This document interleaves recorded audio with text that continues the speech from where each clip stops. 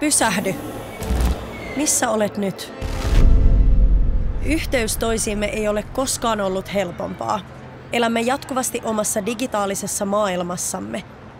Mielemme täyttää taukoamatta ilmoitusten tulva.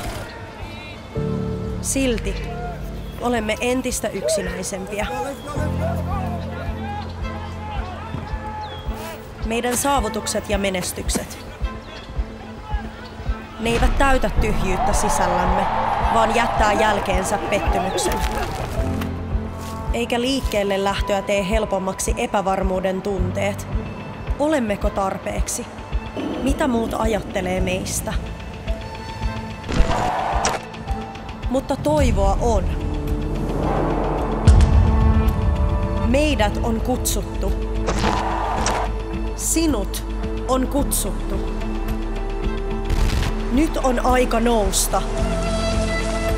On aika olla rohkea.